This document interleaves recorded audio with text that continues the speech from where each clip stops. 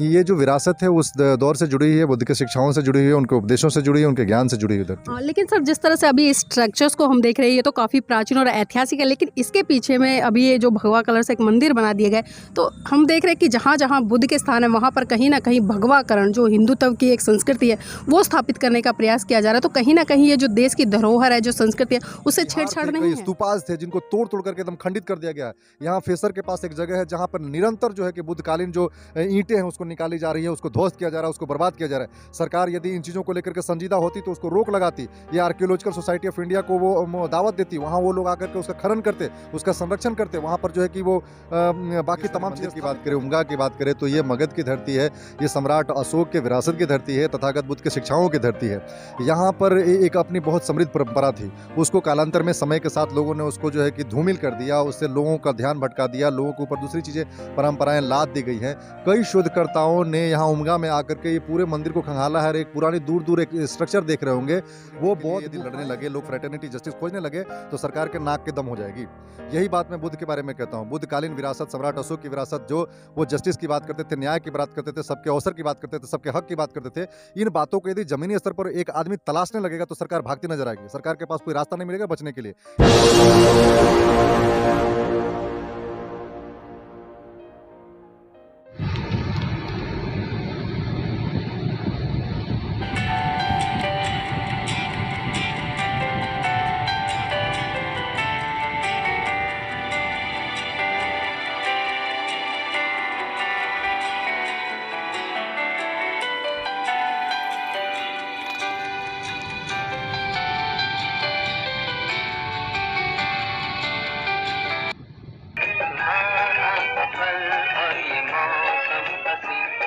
हमें डर है हम खो न जाए कहीं, सुहाना सफर।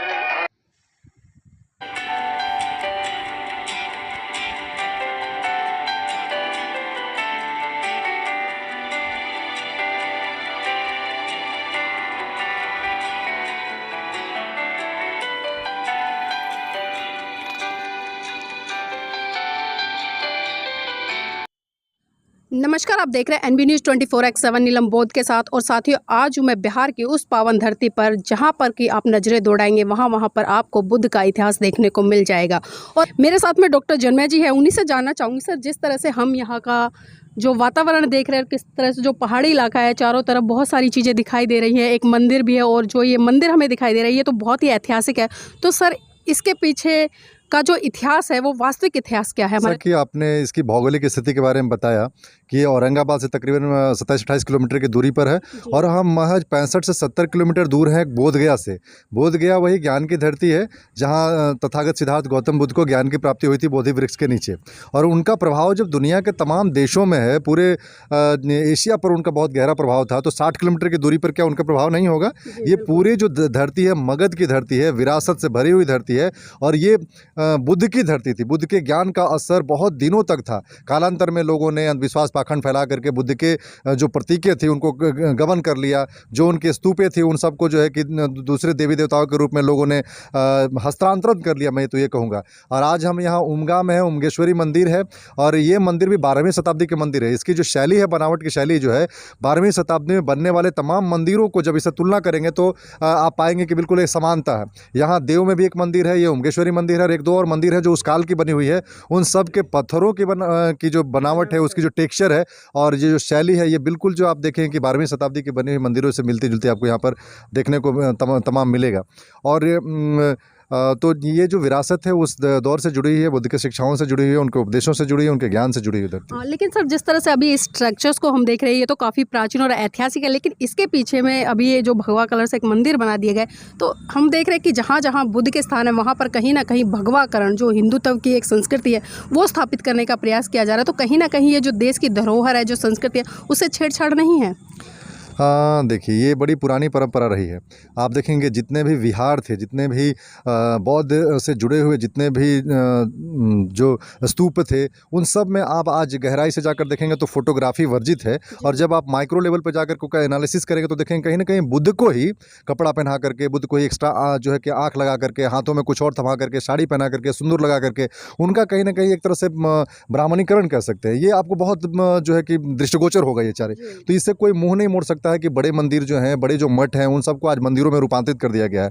इसमें कोई शक नहीं। तो यहाँ भी उसी का एक चीज़ है कि ये पुरानी 12वीं शताब्दी के मंदिर के बीच में एक नया स्ट्रक्चर लगा करके जो है कि इसका हस्तांतरण कर लिया गया है, एसिमिलेशन कर लिया गया है अपने धर्म में, और आज इसको मंदिर के रूप में लोग पूज रहे हैं और इसमें जो है कि अपनी मुक्ति ढूँढ रहे हैं लोग। जी। जी सर, जिस तरह से हम देखते हैं भले सिद्धार्थ का जन्म नेपाल में हुआ लेकिन बिहार ने बुद्ध दिया है इस देश को। और जिस तरह से मनोवैज्ञानिक में एक साइंटिस्ट कह सकते हैं उन्होंने विश्व का पहला, और जिस तरह से उन्होंने मन की स्थिति को सुधारते हुए काम किया, और आज हम देख रहे हैं कि कहीं ना कहीं वही मन की स्थिति लोगों को दूसरी संस्कृति की तरफ धकेलने का काम कर रही है। तो इसको किस तरह से देखते हैं सर? देखिए कई ये इस खास जगह की यदि हम बात करें, उमगेश्वरी मंदिर की बात करें, उमगा की बात करें, तो ये मगध की धरती है, ये सम्राट अशोक के विरासत की धरती है, तथागत बुद्ध के शिक्षाओं की धरती है। यहाँ पर एक अपनी बहुत समृद्ध परंपरा थी, उसको कालांतर में समय के साथ लोगों ने उसको जो है कि धूमिल कर दिया, उससे लोगों का ध्यान भटका दिया, लोगों के ऊपर दूसरी चीज़ें परंपराएं लाद दी गई हैं। कई शोधकर्ताओं ने यहाँ उमगा में आकर के ये पूरे मंदिर को खंगाला है। एक पुरानी दूर दूर एक स्ट्रक्चर देख रहे होंगे, वो बौद्ध गुफाएं हैं। वहाँ लोगों ने उसमें देखा है कि बुद्ध के समय बुद्धकालीन जो प्रतीकें हैं वो यहाँ पर मिली हैं। तो समय के साथ-साथ ये जो लोगों का दिमागी बदलाव आ गया, लोग बुद्ध की शिक्षाओं से कट गए, बुद्ध के प्रतीकों से कट गए, बुद्ध के देशनाओं से कट गए, पंचशील से कट गए लोग। तो ये कहीं न कहीं ये ह्रास है, हमारे सांस्कृतिक ह्रास है, सांस्कृतिक हड़प कह सकते हैं। और दोबारा आज की पीढ़ी को उस विरासत से जुड़ना पड़ेगा, उस विरासत को जानना पड़ेगा, उस खोए हुए विरासत को हासिल करने के लिए संघर्ष करने की ज़रूरत है। इसके लिए सभी स्तर पर कार्य करने की आवश्यकता है। कलमकार से लेके, साहित्यकार से लेके, फ़िल्मकार से लेकर के, बुद्ध भिक्षु से लेकर के, बुद्ध के मानने वाले जितने भी लोग अनुयायी हैं, सबको बहुत शक्ति के साथ इन विरासतों पर अपना कब्जा वापस लेना पड़ेगा। इससे जुड़े हुए तमाम जो चीज़ें हैं उनको वापस लेना पड़ेगा, और जनमानस में इससे जुड़ी शिक्षाएँ जो है पहुँचानी पड़ेगी।